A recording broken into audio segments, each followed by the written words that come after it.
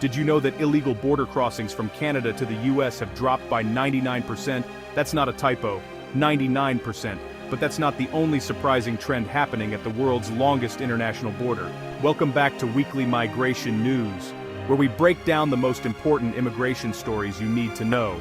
I'm your host here in Info Express, and this week we're diving deep into some dramatic changes happening between the United States and Canada. Changes that might surprise you, whether you're planning to move, already living in either country, or just trying to understand what's really happening at the border. And trust me, what's happening right now is something we haven't seen in decades. We're talking about major policy shifts, unexpected migration patterns, and border security measures that are actually working. So if you're even remotely interested in US-Canada immigration, you're going to want to stick around for this entire video. Let's get into it.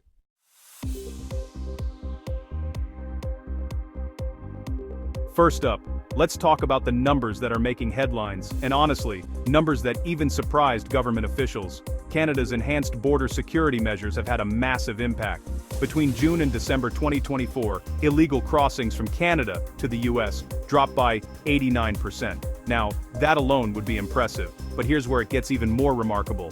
By July 2025, those crossings were down 99% from their peak. Let me say that again. 99%. To put this in perspective, while the southern U.S. border saw 1.5 million illegal crossings last year, there were fewer than 24,000 from Canada. That's a massive, massive difference. We're talking about two completely different situations at two different borders. Now, you might be thinking, what changed?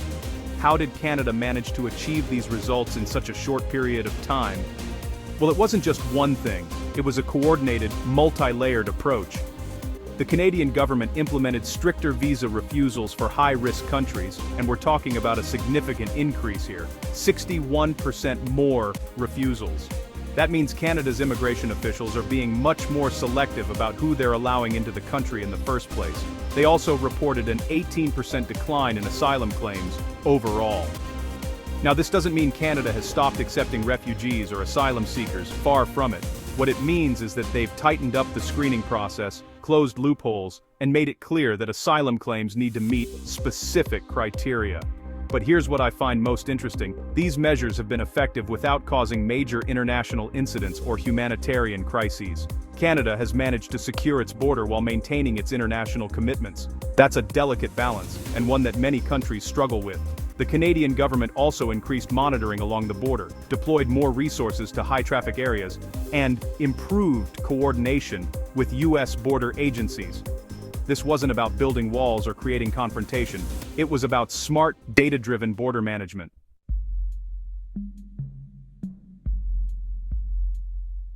But here's the plot twist that a lot of people aren't talking about, and honestly, it's one of the most fascinating stories in North American migration right now. While fewer people are crossing illegally from Canada, more Canadians are actually moving to the United States. Legally. That's right. Canadian immigration to the US hit a 10-year high as of May 2024, with tens of thousands making the move south. Now, this is significant because Canada has always experienced some immigration to the US, but we haven't seen numbers like this in a decade. So what's driving this trend? Well, there are several factors, and I think it's important we break them down, because this isn't just about one thing.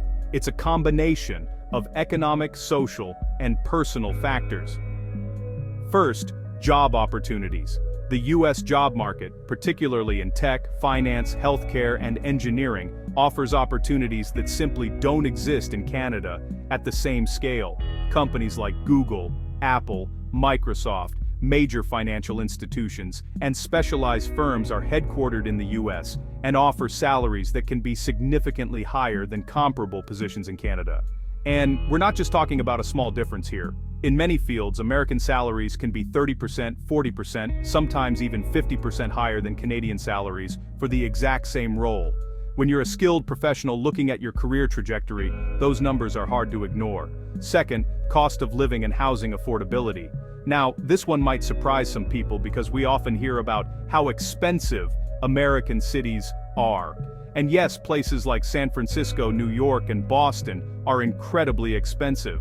But here's the thing, Toronto and Vancouver have become so expensive that many Canadians are finding they can actually afford more in certain American cities, even with higher costs. The housing crisis in Canada is real, folks. We're talking about average home prices in major Canadian cities that are putting homeownership out of reach for an entire generation of young professionals. When you can move to a US city with better job prospects and potentially better housing affordability, it starts to make sense. Third, taxes and take-home pay. The US generally has lower income taxes than Canada, especially at higher income levels. For high-earning professionals, this can mean thousands, even tens of thousands of dollars more in take-home pay each year. Fourth, career advancement. For many professionals, especially in specialized fields, the US simply offers more opportunities to advance, to work with industry leaders, to be at the cutting edge of their field. It's not that Canada doesn't have great companies and opportunities. It does. But the scale and scope in the US is just different. And finally, there's something we don't often talk about: quality of life factors. Some Canadians are moving to warmer climates in the southern US, places like Florida, Texas, Arizona, and California, where they don't have to deal with brutal Canadian winters anymore. For some people, that's a significant quality of life improvement. Now, this trend is creating what some economists are calling a brain drain for Canada. These aren't just any migrants. These are often highly skilled, educated, productive members of the workforce. They're doctors, engineers, tech workers, researchers, and entrepreneurs. And when they leave, they take their skills, their innovation, and their tax contributions with them.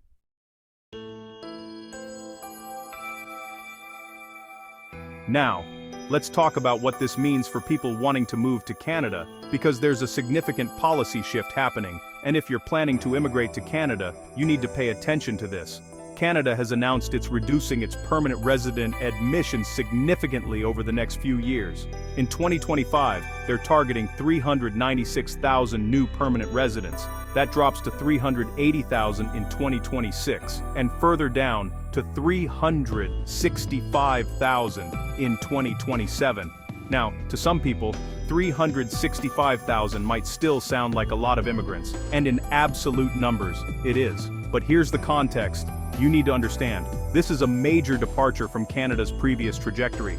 Just a few years ago, Canada was rapidly increasing its immigration targets year after year. The country was positioning itself as one of the most immigrant-friendly nations in the world. So what changed? Why is Canada pumping the brakes now? Public pressure is a big part of it. Canadians have been increasingly vocal about concerns around housing affordability, healthcare system strain, infrastructure challenges, and integration. The rapid increase in immigration, combined with housing shortages and rising costs, created a perfect storm of frustration. In many Canadian cities, you're seeing hospitals overwhelmed, schools at capacity, and infrastructure struggling to keep up with population growth. And when people are waiting months for a doctor's appointment or seeing housing prices spiral out of control, immigration becomes a political lightning rod. The Canadian government is also responding to labor market changes.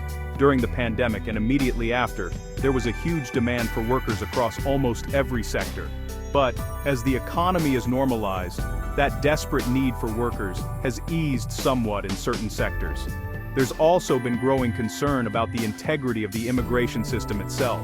There have been reports of fraud in certain immigration programs, abuse of temporary foreign worker programs, and concerns about diploma mills, educational institutions that exist primarily to help people get student visas rather than provide quality education. So, what does this mean for you if you're planning to immigrate to Canada? Competition for those spots is going to get tougher. If there are fewer spots available and demand remains high, the bar for who gets accepted will rise. Processing times might increase.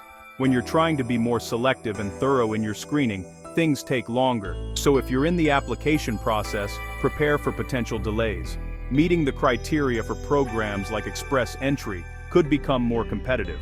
Your comprehensive ranking system score might need to be higher than it would have been a year or two ago. Language test scores, education credentials, work experience, all of these factors become more critical. But here's something important. This doesn't mean Canada has closed its doors.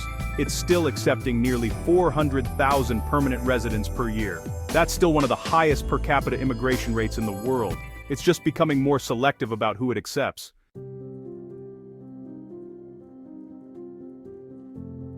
So let's zoom out for a moment and look at the big picture. Why are we seeing all these shifts at once? Because it's not random. There are several interconnected factors at play, and understanding them helps us understand where things might be heading. First, political pressure and public opinion. Both countries are dealing with domestic concerns about immigration levels, border security, and resource allocation. In Canada specifically, immigration has become one of the top political issues. Opinion polls show that a majority of Canadians now think immigration levels are too high, a significant shift from just a few years ago when there was broad support for immigration. Politicians are responding to this shift. When you have voters saying they're concerned about housing, healthcare, and infrastructure, and they're connecting those concerns to immigration policy, politicians pay attention. That's democracy in action, for better or worse. Second, economic factors. The job market, inflation, cost of living, all of these are influencing where people choose to live and how governments set immigration policy. We saw massive labor shortages during the pandemic recovery, which led to calls for more immigration. Now, as the economy normalizes and certain sectors contract, the calculus is changing. Interest rates and inflation have also played a role. When the cost of living is rising and people are feeling economic pressure, support for high immigration levels tends to decline. People become more protective of jobs, resources, and opportunities. Third, security concerns. Both nations are prioritizing knowing who's crossing their borders and ensuring proper screening processes. In an era of global instability, terrorism threats, and organized crime, border security isn't just about immigration, it's about national security. The success Canada has had in reducing irregular crossings shows what's possible when there's political will and proper resources allocated to border management.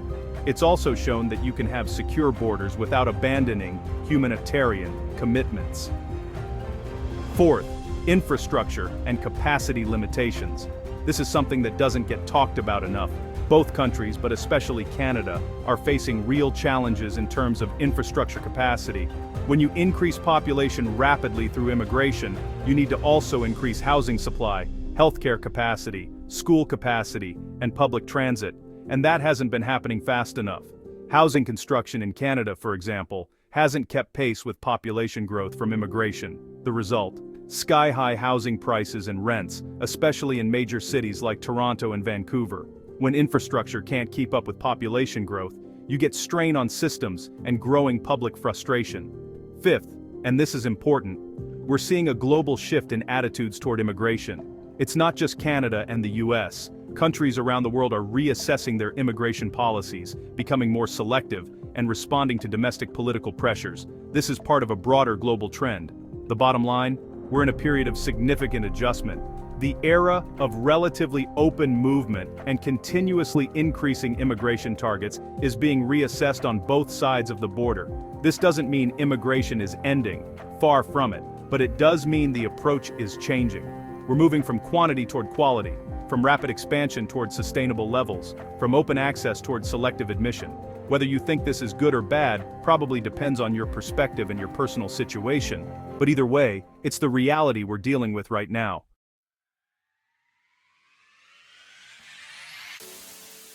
Alright, now I want to hear from you, because this channel is a community, and your perspectives matter. Are you affected by these changes? Are you a Canadian who's considering a move to the US, or maybe you've already made that move? I'd love to hear about your experience. What factors influenced your decision? How has it worked out? Are you an American who's been thinking about Canada? How do these policy changes affect your plans? Are you worried about increased competition, or are you confident you'll still qualify? Or maybe you're from another country entirely and these policy shifts are impacting your immigration plans. Maybe you were planning to move to Canada and now you're reconsidering. Or perhaps you're looking at the US instead. Share your story in the comments. And if you found this breakdown helpful, if you learned something new, or gained a deeper understanding of what's happening at the US-Canada border, do me a favor and smash that like button. It really helps us reach more people who need this information. The algorithm rewards engagement, and your likes help this video reach people who are trying to make important life decisions about immigration. Also, immigration policy moves fast. Things can change literally week to week. If you want to stay updated on the latest news affecting US and Canada migration, hit that subscribe button and ring the notification bell. We post weekly updates every week, so you'll never miss a critical policy change that might affect your plans. And if you want more detailed analysis, or you have specific questions about your immigration situation, check out the resources I've linked in the description below.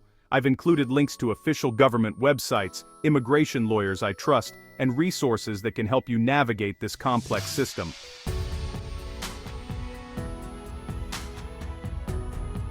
Alright, let's wrap up this week's migration news and bring it all together.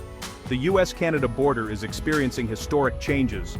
We're seeing the lowest levels of illegal crossings in modern history, down 99% from peak levels, thanks to Canada's enhanced security measures. That's a remarkable achievement and shows what effective border management can look like. At the same time, we're seeing a reverse trend that's equally significant. More Canadians are choosing to move to the US than we've seen in a decade. They're being drawn by better job opportunities, higher salaries, housing affordability in certain markets, and career advancement prospects. This brain drain is something Canada is going to have to grapple with moving forward. Canada is also recalibrating its entire approach to immigration, reducing permanent resident targets through 2027. This represents a significant shift from the high-growth immigration strategy of recent years. It's a response to public pressure, infrastructure limitations, and changing economic conditions. These aren't just statistics on a page, they're trends that will shape opportunities, policies, and lives for years to come. Whether you're planning a move, already navigating the immigration system, or just staying informed as a concerned citizen, understanding these shifts gives you an advantage. Knowledge is power, especially when it comes to making life-changing decisions about where to live and work. The key takeaway: the North American immigration landscape is in flux. What was true 2 years ago isn't necessarily true today. What's true today might change by next year. Flexibility, staying informed, and being prepared for changes. Those are going to be critical for anyone navigating this system. Thanks so much for watching Weekly Migration News here in Info Express, and I'll see you next week with more updates from the US-Canada border and beyond. Until then, stay informed, stay prepared, stay flexible, and take care.